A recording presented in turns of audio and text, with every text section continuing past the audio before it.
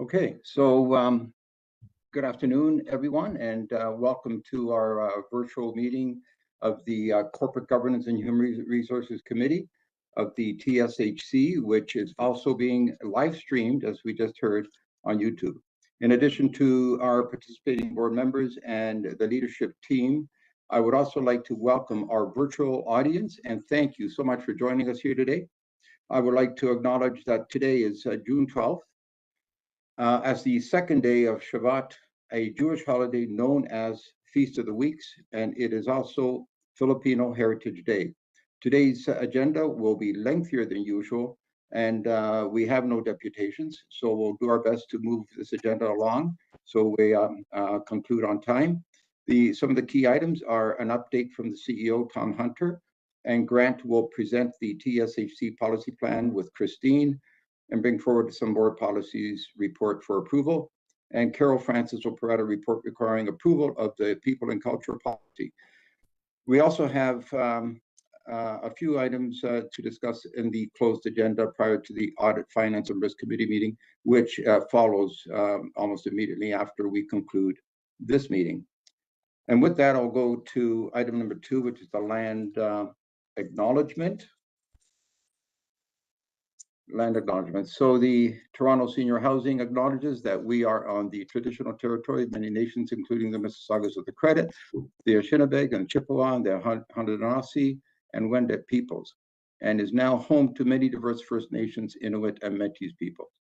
We also acknowledge that Toronto is covered by Treaty 13, signed with the Mississaugas of the Credit, and the Williams Treaty, signed with multiple Mississaugas and Chippewa bands. And the African Ancestral Acknowledgement, Toronto Seniors Housing acknowledges all treaty peoples, including those who came here as settlers, as migrants, either in this generation or in generations past, and those of us who came here involuntarily, particularly those brought to these lands as a result of the transatlantic slave trade and slavery. We pay tribute to those ancestors of African origin and descent. We will now proceed to item 3, approval of the public meeting agenda. And just first, I'd like to ask, are there any amendments to that agenda? Okay, hearing none, may I ask that someone move that the June 12th, 2024 CGHR Committee public meeting agenda be approved as presented? So moved, Mr. Chair. Thank you, Fareed. So Fareed moves that meeting. So thank you so much, or moves that item. Thank you. And may I have a seconder? Seconder. I believe Maureen, you had your hand up first. Okay. Thank you, Maureen. So with all in favor, be it resolved that the June 12th, 2024 public meeting agenda is presented to the CGHR committee is approved. So item number 4, any declarations of conflict of interest? Okay, hearing none, we will move to item 5, which is the approval of CGHRC public session minutes of March 18th, 2024. Are there any amendments to the CGHR committee public session of March 18th, 2024? So the motion is to approve the public session minutes of March 18th, 2024 presented, as you can see on your screen. Tom, you're moving? No. No, I thought I had you. So I don't. hand up. So No, you can't. Got it. Okay. So move, Councillor. Fareed, yep, Fareed, thank you, and seconded by Brenda. Okay, thank you, Brenda. All right. So then, with all in, so I've had a seconder. All in favor? I guess we're all good. All right, thank you. So with all in favor, be it resolved that the CGHRC's March 18, 2024 public session minutes as presented are approved. And now we're moving along nicely. Item number 6. So we have an outstanding action item to note. Does anyone have any comments or additions to the action item list? Any? Grant, are we good with the action item? No comments? Any updates? Through the chair, Councillor Crisanti, there were no additional actions coming out of the last meeting, and everything else on the list is completed or has been addressed. All right, thank you, Grant. So without any comments, then we will move on to item 7, the CEO update. And so, Tom, I'm going to pass that over to you for that update. Yes, through the chair to the committee, and a good day to everybody. Before I just start with my update, I would just like to recognize that we did omit when we're just doing days of recognition that one of the most important events in the Islamic calendar, Eid al-Adha, is on Sunday, and just wanted to recognize that well, and apologies that we had overlooked that. I then Thank you, Tom. also in terms of today's agenda, you'll see that for this particular committee, a large number, I think, of important items coming forward, and just really wanting to recognize the work of the leadership team and the staff in putting this all together. So just really appreciate that. And then just a couple of items for the update. We're just reminding the committee members that we're working and continue to work on the inclusion, diversity, equity, and accessibility strategy, which it will be coming at a future date. And we have retained some support for this work, and working forward on that strategy. So pleased to keep that moving forward. And also just with this, the challenges that we continually face around IT and security, just wanting to remind the committee and board members to please complete the cybersecurity related training. Carol Francis sent out a message last month, so just wanting to remind everybody about that. So thank you.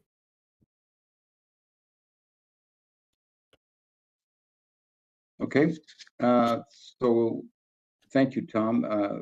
Really appreciate that. And does anyone have any questions for Tom at this point? I do. Okay, Brenda, go ahead, Brenda. Hi, Tom. Yes. You briefly said, you went over it quickly, something about equity work it's been doing. What were you referring to there? The outcome of the survey, or what do you mean? I'm going. Yeah, it's actually the work that it's the survey just helps to reflect the work that we need to do ongoing, and there has been a group struck around the inclusion, diversity, equity, and accessibility, and so it is just not just it's putting that kind of formal framework and plan in place. Carol, I don't know whether you have anything more to add to share with Brenda, but. And that's a staff group, a staffing group, senior management group. It's a cross section. It's a cross section of staff. Okay. Currently, mainly managers right now. We also have a subcommittee structure. So as we work to develop our idea strategy, we will have a more formalized approach with respect to things like our policy review, which is item 10, to make sure that we give an idea lens. So currently, the IDEA Committee works on days of significance and such things internally, but we would like to move to create a charter or a process in which we are able to have a more robust purpose for this IDEA Committee. So things like policy, training. So as we work on the strategy, part of that strategy is to get these individuals trained to develop our charter and then start to actually participate through an idea perspective with some of our processes and planning. So when you say a charter, you mean some sort of statement? Statement structure in terms of the direction and the purpose of that committee. Okay. And the expected outcomes are what? It will be a TSHC-based policy framework for equity issues. I mean, I'm just trying to think what the outcome is. So, if I may, so what we're looking to do is to, one, determine the purpose of the committee and where they will support the organization. 2, provide the appropriate training. 3, we're also concurrently developing our idea strategy. And then through that strategy, we're looking to ensure that that committee also supports other processes. So things like policy review, process review, recruitment, so things of that nature. Okay. So I know from previous CGHRC meetings and board meetings, you have a very strong interest in this, and we had Yeah. reached out to you, you know, or at least advising that we would like to tap into your experience in that area at the point where we are moving towards developing our strategy. So more to come on that for you. Okay, that's fine, thank you. And you said Tom, you said we've contracted with outside people to do what? Carol, that was with the, go ahead, yeah, Carol. So if I Some may, we work, Regional frame. yes. So we Sorry, tapped into an I don't- organization called McLean's. And so we work with McLean's to start the framework for our strategy. So we've done that, and now we're at the process where we're doing a debrief for the participants. And then we are still working on looking at creating our strategy. So I can provide a more Yes. additional update at our Great. next CGHRC meeting. Will do. Okay, that's great. Thank you very much. I didn't mean to extend it. I just didn't quite understand what Tom was saying. Thank you very much, both of you. Thank you. Great, thanks, Brenda. Well, thank you, Brenda. They were good questions and appreciate that. So any other comments or questions before we move on to the next item?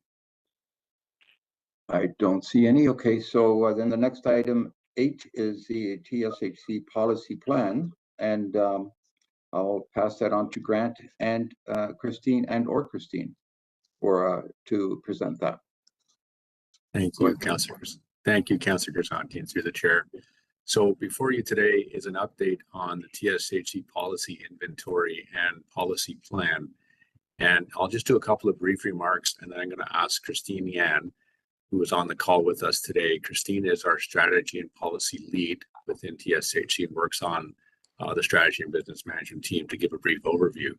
If the committee recalls, at an earlier corporate governance and HR committee meeting, we did talk about the policy management framework for TSHC that had been developed. We brought that forward for information for the committee. This is really a follow-on piece of work that I had mentioned at the time we were working on. So really, this is where we've looked at assessing all the policy landscape within TSHC, really the policies that existed post-transition and to date, and what sort of actions might be required to address those policies going forward. So I'm going to turn it over to Christine to just give a very brief overview of what's in the report, and then we'll answer any questions. Thank you, Grant. Good afternoon, everyone. I just want to make sure that everyone can hear me because I'm using the web version. Okay, sounds good. Yeah, thank you. We're good. Thank you. So I'm here to provide a brief update on the TSHC policy inventory development and a policy plan. As we reported to the CGHRC earlier in March, Toronto Seniors Housing Corporation has approved a policy management framework. This framework has guided the ongoing policy cleanup and assessment initiative, which will result in a policy inventory accessible to all staff on the intranet and to the public on the TSHC website. As part of this initiative, each policy undergoes assessment to determine the policy owner, the appropriate policy approval level, the approval status, and policy review cycle in accordance with the framework. Based on these assessment outcomes, recommendations are made for each policy. I'm happy to report that we have completed assessment of all categories of policies, except for the human resources policies where a systematic review is being conducted by the People and Culture Department. So far, we have a total of 123 policies divided into 7 policy categories. Details of these policies can be found in the report. I wanted to know that the 123 policies do include 11 policies that will be retired as new policies and revised policies are brought forward for approval. Working with the policy owners, we continue to review and make recommendations to combine and integrate policies, retire obsolete policies, and remove duplicate policies in order to maintain a manageable number of policies. As a result of the policy assessment, a policy plan has been developed, which includes all the outstanding policies, policies in need of substantive updates as we assess them, as well as some new policies. The policy plan also takes into account policies that were previously identified by tenants as high impact or medium impact.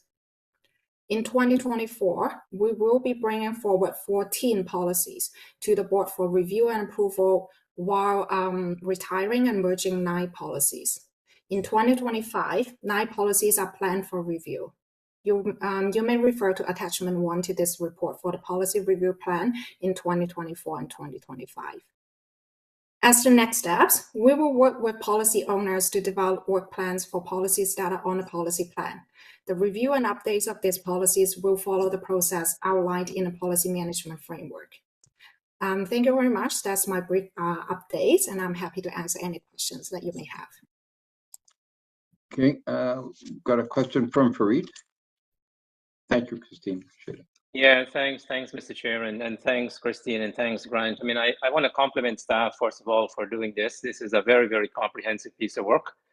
And I like the idea of retiring policies and also consolidating policies. I think as public servants, we're not quite good at retiring policies. We keep adding both. So I think it's a great idea that you're looking at it through that lens. And dare I say, I think, I would urge Tom and the leadership team when they're reviewing new policies to encourage the lead to look at eliminating one policy. There are now rules in government. If you bring one policy, you have to get rid of one. So I think that should result in some streamlining. I have some administrative comments, and perhaps I'm not going to spend the committee time dealing with those. I'll probably have an offline conversation with Christine and Grant to go through some of the typos and some of the other embellishment that might be necessary. But I have a couple of substantive questions I want to raise through the chair. And the first one is, I realize that the HR policies are being deferred and will be brought forward to the committee for a future at a future date. And I understand from Carol that one of the reasons for doing that is to look at these policies through an IDEA lens. And that's my first question, is whether or not in your review of these policies, whether you took into consideration some quote unquote systemic or structural biases that might be in there dealing with Indigenous diversity, equity, and inclusion. I realize that you've looked at it through some gender lens because I see the pronouns throughout the policies being modified. But I have a more substantive question, which is whether or not that IDEA lens was used as a basis for the review and revision to the current policies before the committee. So through the chair, I can address that. So within our policy management framework, we do have a principle around looking at IDEA, or the inclusion, diversity, equity, and accessibility lens in the context of overall policy development and management. I will say, though, that from a particular IDEA lens or a tool to use to do an assessment like what you're referring to, Fareed, we did not have a formal assessment done for these policies that are before you at this stage. There were some items and adjustments in the revisions that you see before you that would, I believe, fall into some of the concepts that would come through that review. Yeah. And one of the things we do want to work on is the development of a more formal policy assessment tool that would actually take into account the IDEA lens. So we're open to support or feedback on that particular approach, and it will come out of some of the work that Carol mentioned a few minutes back when she was describing the IDEA strategy. But these policies before you today, although they've they do incorporate IDEA components and whatnot, they didn't go through a formal IDEA lens assessment. To be more specific. No, thanks, Grant, and I appreciate it, and I have no difficulties with that. My only recommendation would be in the next iteration of the policy. I know that the next cycle is identified in each of the policies. I would, Mr. Chair, if appropriate, request a motion that when these policies are being reviewed, to come in its next version to the board, that IDEA lens be applied to these policies as well. But I do appreciate the initial a review. So I would table this for future consideration, that the IDEA lens be applied when these policies come back to committee for approval. Okay, thank you, Fareed. Are there any other comments? I do have one clarification. Yeah, I just have a couple of things. I mean, I'm going to mention them in a generic sense. In many of the policies, there is referral to individuals, and in some cases, that individual is specified in terms of their position. In other cases, it's not. My own view is that I think, for example, there's a reference in the conflict of interest policies that the complainant has to report to a member of the TSHC leadership team. And I just think that leaving it generic might be a bit too open. I think it should be specific in terms of who that individual is, whether it's the CEO or one of the directors. And I think that that happened in some of the policies. So there was some inconsistency. Some policies designate officials, other policies did not designate officials. So I think it's probably, for clarity purposes, if you can look at it through that lens, if appropriate, it might be a bit more precise to do that. And then in some other cases, there's reference, for example, there is one reference on the issue around conflict of interest and disclosure of information, and there's reference that this individual cannot disclose any confidential information to friends or relatives. And my view would be that it should be beyond that. It should not only be friends and relatives, it should be anyone, because the restriction shouldn't apply to friends and relatives. But as I said, Mr. Chair, the other comments are not substantive. It doesn't materially impact on the policies. So I'm not going to spend the committee time going through it. I'm going to, with the committee's indulgence, chat with Grant and Christine on some of the typographical and other things that I've identified. So those are my substantive comments. Thank you. Thank you very much, Fareed, and excellent comments. And is that Maureen's hand there? Go ahead, Maureen. You're muted. Maureen, unmute yourself, please. There we go. Thanks Beautiful. very much. And Fareed, back to you and your, I appreciate what you've raised here, and they're all good issues. But I'm confused timing wise, because are we not approving these today? Yeah. And if so, how can the changes be put in? Well, through the chair, the changes are very cosmetic. So there's some typos in there that I don't want to spend a committee time doing. So those are the other changes are purely administrative, Maureen. It wouldn't affect the actual policy themselves. They're typographical embellishments, as it were. Well, the point you raised around the individuals and reporting to the TSHC team, that's more than typo. That's an issue that needs to be addressed. That's why I identify that and identify the IDEA lens one as the more substantive comments. Okay. Thank you. Thank you, Maureen. And if yes, please. If go I ahead. could, I also have an issue that I'd like to raise, because we're not going to go through these one by one, are we? Or are we? Grant, go ahead. So through the chair, I'm at the disposal of the committee and the chair as to how you'd like. I was prepared to give a brief overview of these policies if felt would be helpful, and maybe I'm prepared to to move forward, and we don't have to do that.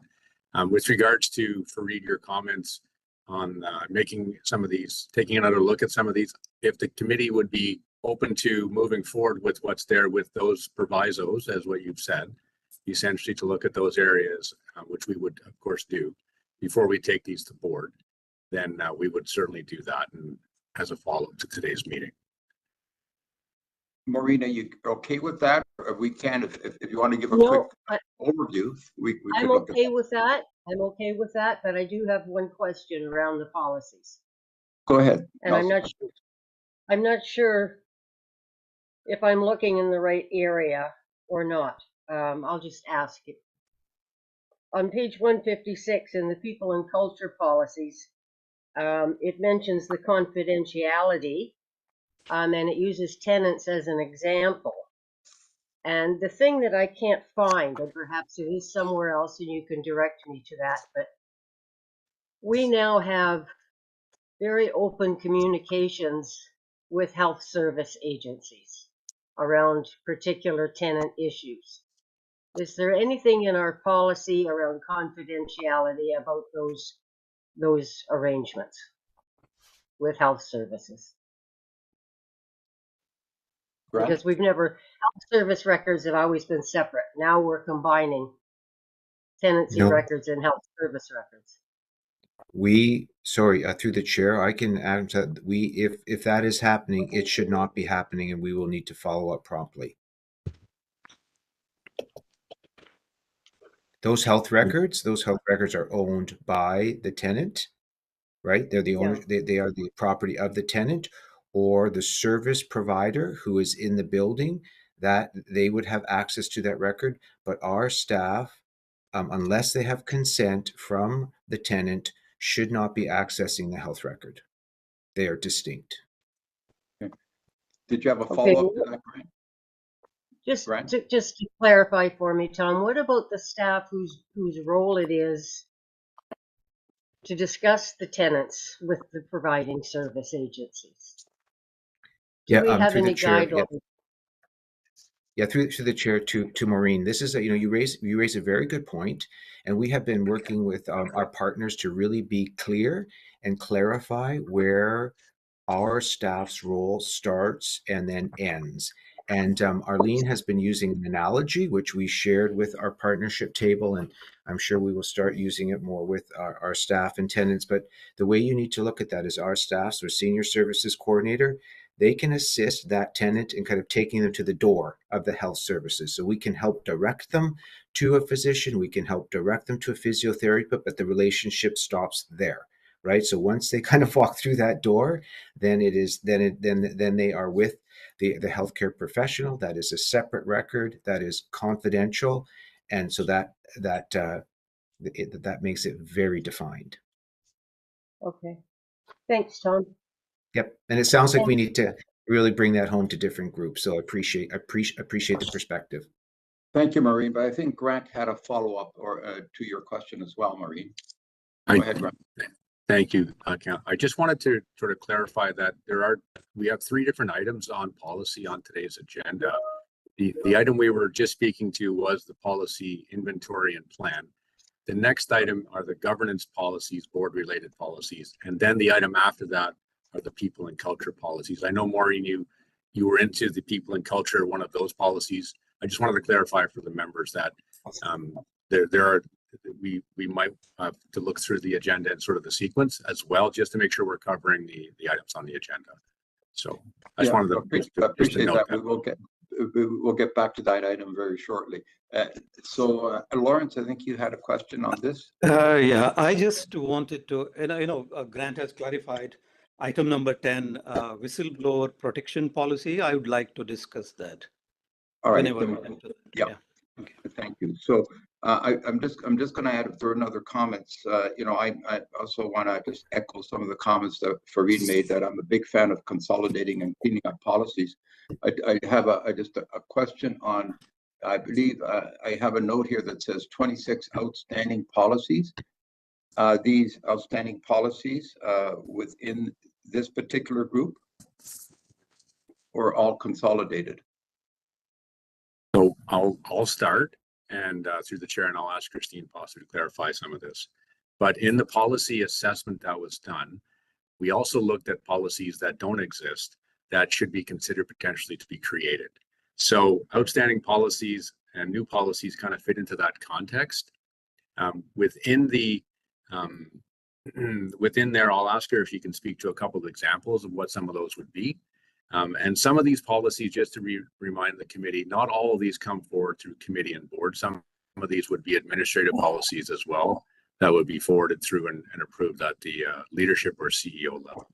And Christine, can you just maybe expand upon an example or two of what outstanding policies would be? Yes, through the chair. So Majority of the outstanding policies fall into the human resources zone. So examples could be like we don't have our dress code policy formally approved yet, but those minor policies like that. So there are two major policies that are still outstanding. So one is the tenant transfer policy, and you can see that we have put it into the policy plan for this year. The other major one is exclusive use of space policy for agencies. We are working on the use of space policy this year, and for the agency non-exclusive policy, we put it into the next year. Okay, that's good. And as people on culture team, maybe Carol could add more, like as they go through their systematic review, this outstanding policies, some they may identify as not urgent or necessary at this stage, and then the number of outstanding policies may decrease. All right. I just want to clarify, Councillor Crisanti. Christine did a better job explaining that than I did. So thank you, Christine. The outstanding policies are the ones that still have to be assessed. My apologies for possibly confusing people. All right, that's good. Thanks so much for clarifying that. So if no other comments on this set of policies, let's move on to item number 9, which will speak. Brenda hand is up, Mr. Chair. Oh, sorry, Brenda, I did not see your. No, Go I ahead. know, it's hard, yeah. I know you had trouble with your laptop there a moment ago. Yeah, I was just gonna say, unfortunately, it died, so I missed a piece. How are we proceeding right now? Are we going by, this is your point. How are we proceeding? There's a lot here and I'm a little confused. I saw all the revisions to the policies. And thank you very much for showing in the blue ink the differences. I actually like that, even though it's tedious to go through, but it's very helpful, I found. How do you want to proceed? Are we going section by section, or are we just going to ask for comments overall? So it's just an administrative detail, if you could explain. You might have answered it, and I didn't hear you. So. Well, we're just going through these set of policies right now and asking if anyone has any specific questions with respect to these different sets of policies, but we were not going to get an overview. Grant, did you want to add to that? Should we do an overview? I mean, what's the most helpful way? Grant? So through the chair, I think if the committee is comfortable, maybe we could move forward to the next item on item 9, the governance policies. I can very quickly provide a summary of what those are, and if there's any additional feedback to what we've already heard, and then you can determine whether or not you would like to take the motions that are being proposed. All right, so that might be easier to go through them because there are a number of questions that come up as we go through these sets of policies. So let's, for item 9 and 10, be consistent and do it on both of those. So then now we'll move over to item. So Brenda, did you have any questions on the previous set or not? Can we move to item 9? Are you okay with that, Brenda? Or did you want to ask a question on the previous first? In the previous, you're referring to what? The policy ones. Item number 8? Item number 8, correct. The policy plan. No, I'm fine. I'm fine with the policy. Yeah, thank you. Thank you, Brenda. So item 9 then, Grant, I'll hand it over to you. Give us a brief overview on that, and then we'll go to questions. Thank you. So I'll try to do this very quickly. So as part of the work that Christine just described in doing the assessment, we looked at a number of the governance or board-related policies as part of that assessment. And before you are some revisions associated with several of those policies, including the Director's Code of Ethics and Conduct, which has some minor edits and formatting adjustments. The Conflict of Interest policy for Board of Directors similarly has some minor edits and formatting changes. The Board of Directors meeting procedures are before you. We've made some edits in that to align to the bylaw for TSHC. We've integrated the board meeting closed session policy that we're recommending for retirement into the board meeting procedures, so consolidating policies. We've updated the deputation section also into the board meeting procedures, so also consolidating that separate interim policy and some additional content in that particular policy. We've also updated the Board of Directors reimbursement policy and the Director Education and Development policy. In the process of doing this, I did mention some of the retirements. There's also the retirement of the interim board reimbursement policy and the retirement of the external directorship policy. And details behind all of these are in the staff report. And in the attachments, as noted, Brenda, there's clean versions of the policies, which are the ones that are recommended for approval in the report, and then the markup versions so people can see all the changes. And I'll stop there. And I know there are a number of policies there. The intent is essentially there are really no significant changes to the policies in terms of policy statements, more of an integration and consolidation to make it a little bit more easy to refer to content. For example, bringing our board meeting procedures into one place rather than multiple spots. Okay, thank you, Grant. Appreciate that. And any questions then for this group of policies at this point? Brenda? Go ahead, Brenda. Yeah, thank you. There's mention made here about information provided for new board members. Now, with the inaugural board, we didn't have as extensive an orientation or introduction to procedures, practices, and I'm wondering, is there a need to reflect back about what the current board should be doing? So, for example, the new board members are asked to disclose any conflict with other board positions or any other involvement that might have an impact on their roles and responsibilities here. We've never been asked those questions. And I know in another board I served, federal government board, I had to disclose every involvement I had. Now, I think that's a little excessive myself, but I'm just wondering, this is fine going forward, but is there a need to reflect backward on the inaugural board and what we should be informed of or comply with or walk through as to what our roles and responsibilities are? Just a question. Yeah, so through the chair, most of the policies before you were policies in one way or another that were in effect since transition or even pre-transition. So the policies are in many ways very similar to what would have been in effect for the earlier board members, just for context, Brenda. However, if there are elements that you feel are new or need to be reviewed and maybe refreshed for the current board, we can take that away as an action and maybe put together a summary of some of that. The board orientation that we do now, there is a board orientation presentation that we do and have done for board members that have joined TSHC subsequent to 2022. And it really is built upon the materials that the city originally actually prepared for the board member orientation at the outset of the board being created. But we could take that away as an action if you'd like. Well, it's just a suggestion because, I mean, if you want things like conflict of interest, there's a declarative statement here that you have to either inform or declare your involvements, participation in either outside employment or outside involvement on boards and organizations. I was never asked those questions. Okay. And so the presumption we had that there were existing policies, that may be true, but I don't see any attempt to implement it or tell us what we should be doing. So I don't want to recreate the wheel, and we don't need to repeat things that have happened. But seriously, none of this really was informed to us or applied to us or clarified.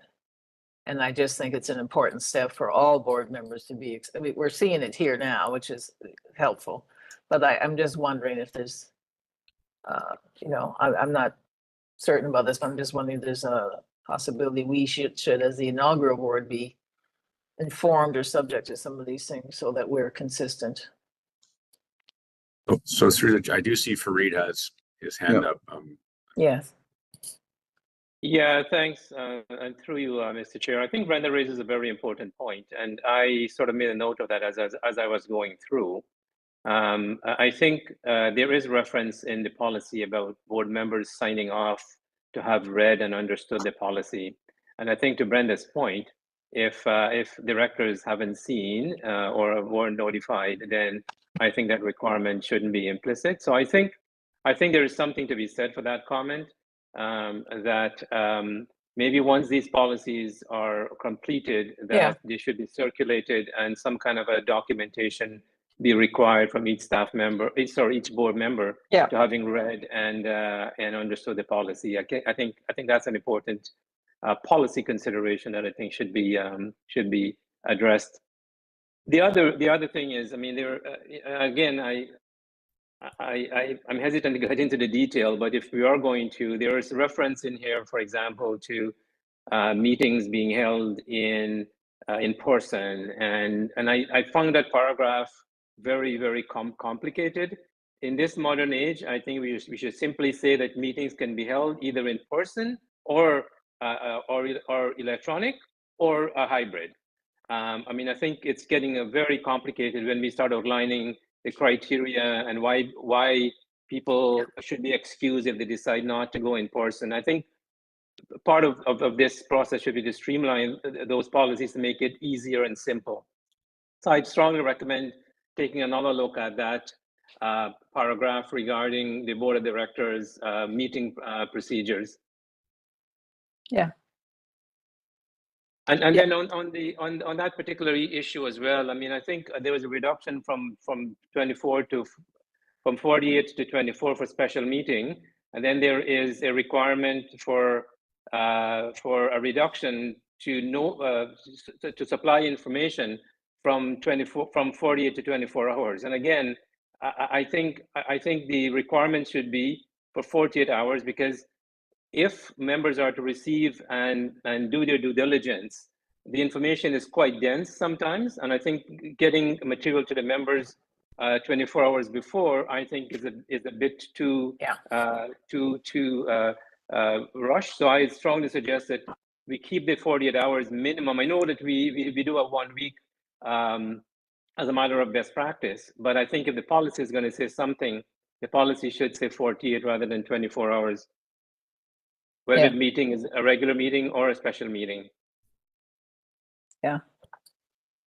Through the chair, we can take this feedback and look at revising. In some cases, the statements that we put in there were to make sure we are aligned with our bylaw. And so I honestly can't recall whether or not some of these provisions you're referencing were specified in the bylaw more clearly, and that's why we may have adopted some of those changes. But we can take that back and look at that. It can be a bit confusing at times. Our goal was to make it more straightforward. So if you're finding that there's things that we and others are finding there's things that would make it more clear, then we'd like to certainly do that.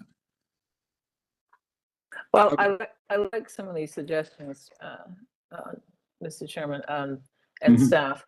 And I want to add to that, and maybe this will come up under the HR thing. We're discussing here your senior level meeting. You call it IDEA? Is that inclusion, diversity, equity, accessibility? Is that how you call it, the IDEA strategy? I don't believe we have a board policy on this. So staff are obviously working and trying to come up with things, but I don't think we have a board policy on this. And not to beat a dead horse, and I've raised this at least 2 other times before, it's very hard to have a board, very hard to have an organization trying to practice principles of diversity and inclusion. And most of the board did not attend the anti-racism workshops.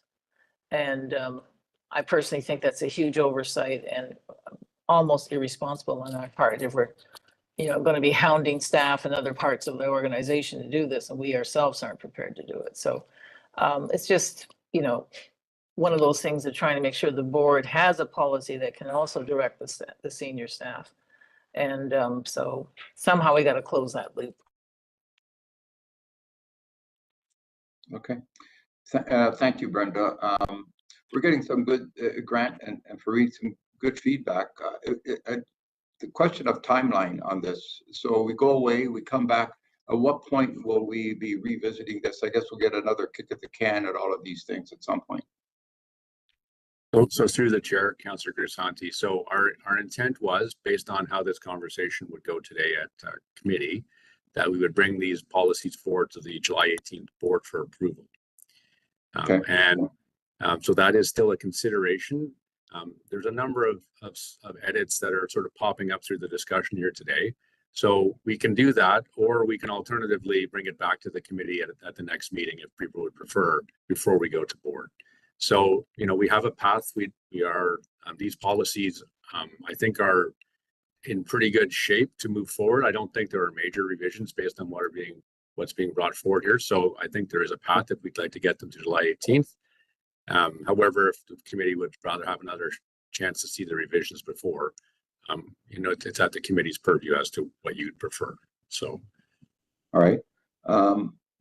Maybe what we'll do is we'll get feedback from the committee on that. So why don't we move on to item 10 and let's see what comes up with that item. I think unless there are more comments on item 9 before we move on. No, we're good with that. So item 10. Then this is people and culture policies, and I think Carol or Dave are going to speak to that part. Yes, thank you. Through the chair. For item number 10, what we're looking at is a recommendation to approve the following policies and recommend that the board of directors approve them as well. So employee code of conduct, employee conflict of interest policy, and the whistleblower policy. I won't go into in depth, but as you see from the board report, there's a summary of the revisions that were made. And so just to speak of all three policies, there's a standardization of the TSHC format. The code of conduct policy title has changed from code of conduct to employee code of conduct. Similarly, for our conflict of interest policy has moved to employee conflict of interest. And our whistleblower policy title has changed to whistleblower protection policy. You'll see from the code of conduct, and actually all three policies, we look at the addition of our TSHC commitment and shared values. For our code of conduct, we have included some examples of inappropriate behavior and expanding and looking at the gift and gratuity section. With respect to the conflict of interest policy, again, shared values, minor revisions to clarify roles, responsibilities of employees and managers, and a Q&A in the policy as well as it was there before, but highlighting the declaration of a conflict of interest. And then finally, looking at the whistleblower protection policy, again, minor revisions clarifying roles and responsibilities of employees and managers. One of the things to keep in mind is when we looked at these policies, we had originally, which predates my arrival, my understanding was look at our TCHC policies and had amended them at the time of approval. We've taken a greater look at these policies, also looking at legislation, and also a resource that we had procured that has draft policies amendment. They have a legal representation who also looks at these policies. So we vetted our policies between the City of Toronto, TCHC legislation, and also looking at that particular tool to ensure that we have presented to you the most robust policies that we have. With respect to, sorry, is someone? With respect to our idea, again, just to reiterate, the intention is to have our idea committee at a place where they can duly review and add any other, comments, revisions that are necessary through that lens.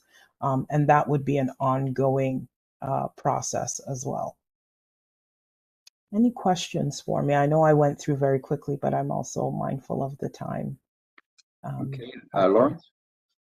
Yeah, thank you, Chair. I have a few observations and questions on the whistleblower protection policy. Now, an effective whistleblower mechanism, it's a key element of risk management. Now, most of the frauds which are reported, be it in the government, not-for-profit sector, private sector, they were exposed by whistleblowers. So auditors are taking more interest in this area. And during the annual audit, the auditors reach out to the chair of the audit committee and elicit certain information from them. Now, during the last audit, our annual audit took place, I was asked a couple of questions related to fraud. I'll just read them out. Are you aware or have you identified any instances of actual, suspected, or alleged fraud, including misconduct or unethical behavior related to financial reporting or misappropriation of assets? Another one, if so, have the instances been appropriately addressed and how they have been addressed? The third question was, how do you oversee, as the chair of the Audit and Risk Committee, how do you oversee fraud risk assessment and the establishment of controls to address fraud risks? So essentially, the Audit Committee has the oversight on this function. Again, that's why I would like to have more discussion on that. Rather, my suggestion would be to defer approval of this policy because it needs more discussion. And in one of the upcoming Audit Committee meeting, I would like to have discussion on this aspect. And again, I have some concerns also on the current policy. It's a revision date. It says every 4 years. No, that's too much. It should be annual one. And certain mechanism here. If the occurrence involves the CEO, it says here, the employee shall notify the Director, People and Culture, who shall confer with the board chair. Then there are issues with if the occurrence involves the board chair, the board director shall report the occurrence to the vice chair of the board. What happens next? And there are, certain, what I would say is a perceived conflict here. And again, I have looked into cities mechanism. It's different.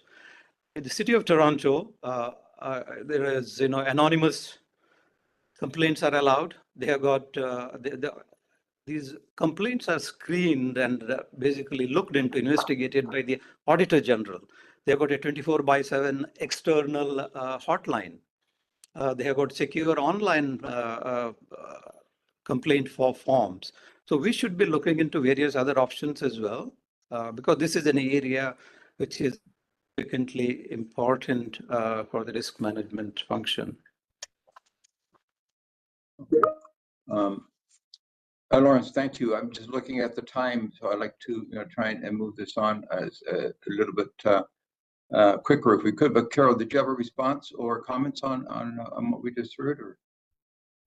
So through the chair, I'm supportive of moving it to the risk and audit if that's where the committee would like to have a further review.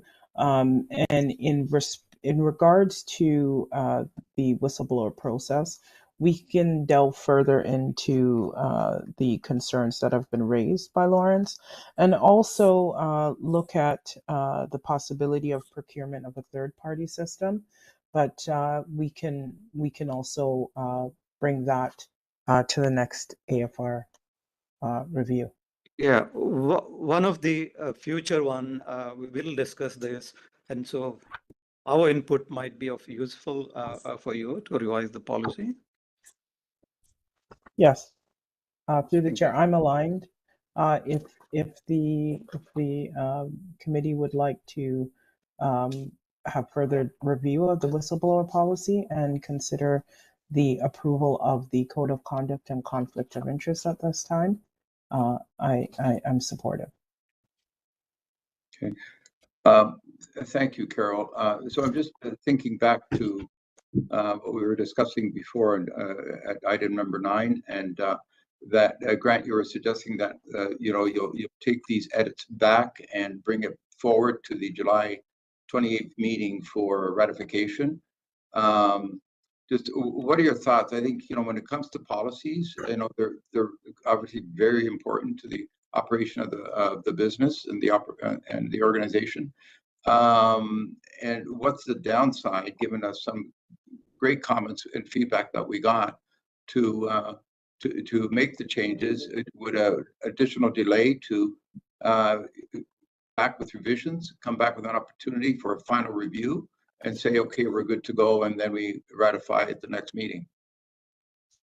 So through the chair, I think the risk is manageable if you prefer to have an opportunity for the discussion at the committee level on the board policies.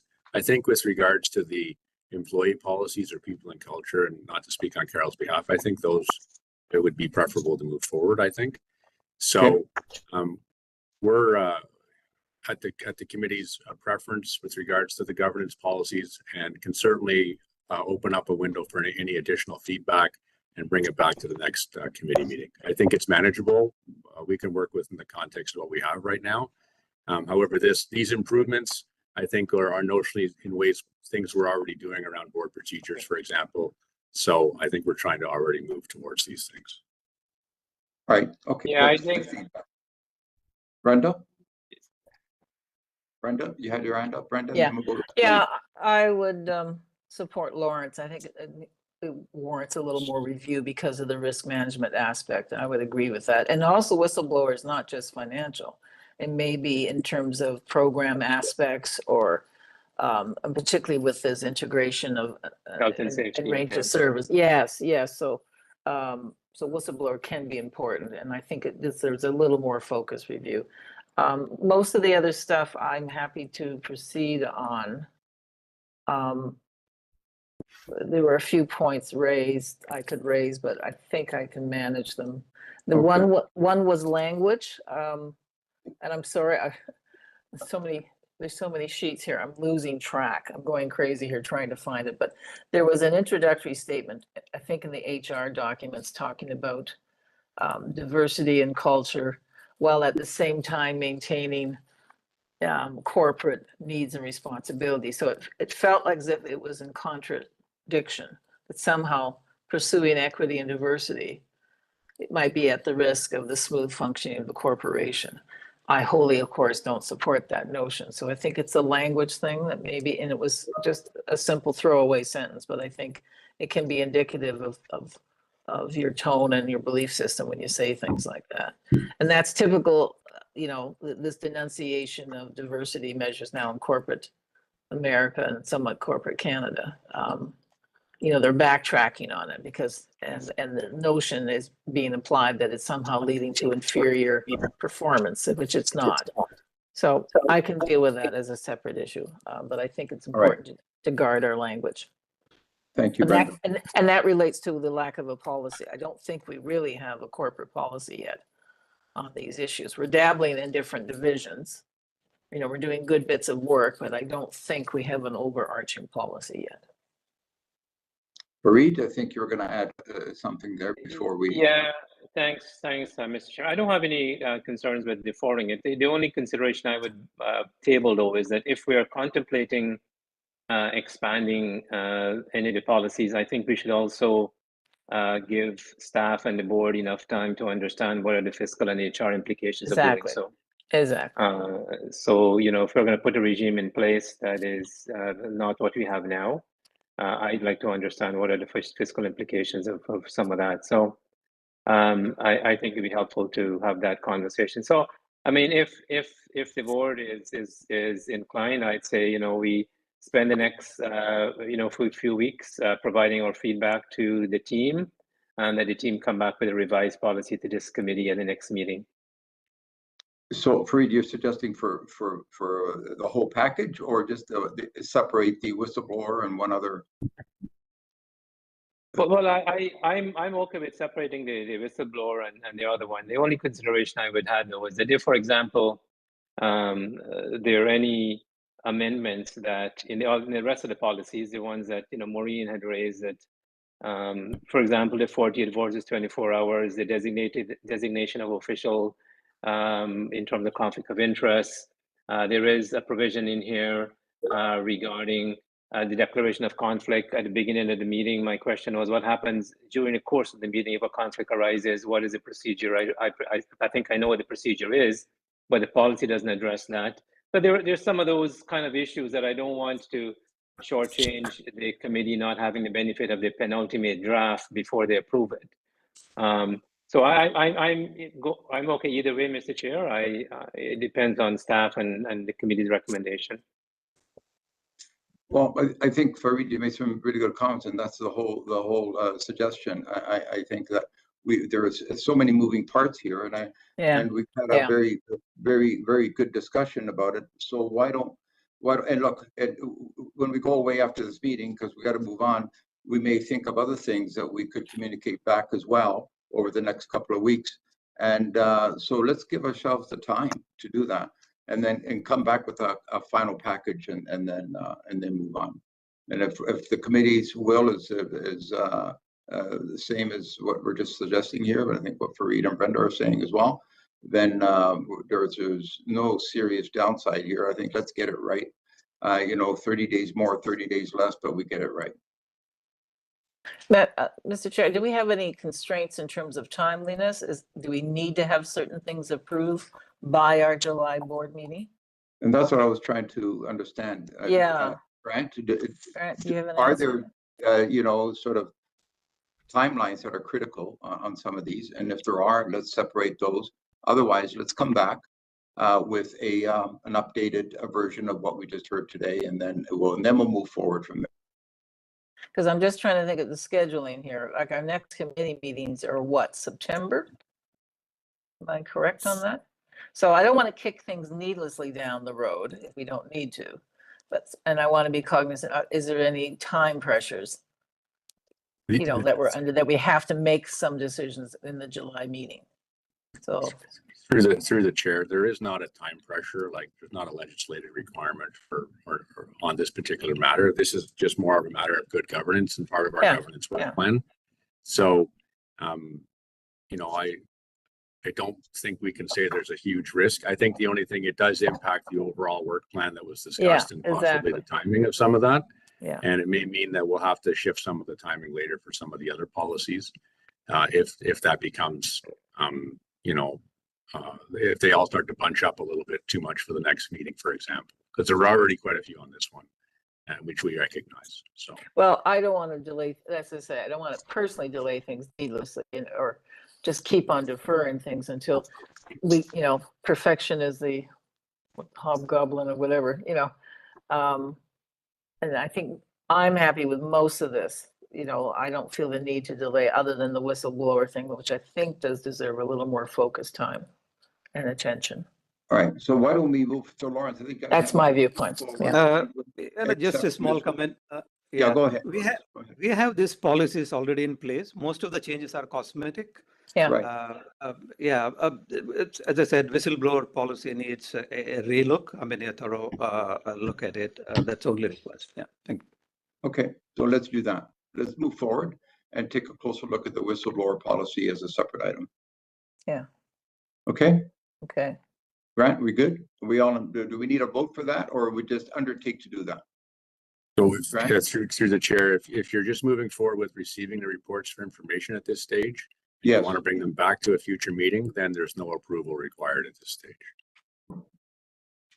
So the next step would be you be submitting your final reports to the July board meeting, with the exception of whistleblower. Is that what you're saying? Is that correct? Actually, no, to correct mine, the next would be to return to the next meeting of CGHRC with the updates to get the approval of the committee. If the committee wants us to go straight to board with these amendments, then we do need that. We need that motion to do that. Through the chair. So Grant, I think I'm getting a bit lost in this, folks, but what I understand right now is that the committee today is going to approve all of the policies moving forward to the board of July 18th, except the whistleblower. Correct. That's where I'm going with this, Tom. Yeah, that's what I understood. I'm fine with that, Tom. Sorry, Mr. Chair. Subject to any minor administrative adjustments. Yeah, I'm fine with that. So do we need a motion to approve all these then, except the whistleblower? Yes, I think so. All right. So, then. Karen, through the chair, Karen, if you could put up the motions that they could vote on, and then we will remove the whistleblower policy from the motion. All right. So let's do that so we can quickly get on to the closed session. Do we need a vote? I mean, it seems to me that these are information items, right? Yes, No, correct. no. Right. So we're accepting the reports with one minor deviation. So I don't know if we need I don't know, I'm asking, do we need a resolution? We need a motion. We're approving these policies. The board is approving these policies. Committees. So we need a motion. Yeah. So the committee. Karen, if you could put up the motion, it is an approval item. So through the chair, it is an approval item. So it does require. Will be on the screen momentarily. one moment, sorry, having No worries. computer issues. Clear as mud, Karen.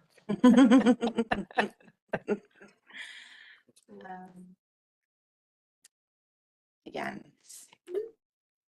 I love our wonderful staff that somehow out of thin air come up with a resolution.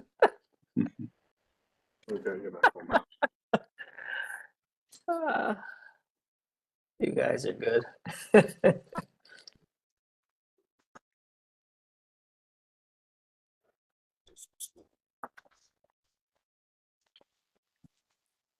Karen, I'm just wondering, and Councillor Grisanti, if the committee would like us to proceed and bring this back later for a vote, to move on, where, you know, that might be another option if we're having some technical No, issues. it definitely is an option if you, we don't want to rush you, Karen, so Yeah. could move to the closed session and then we come back and clean it Yeah, up.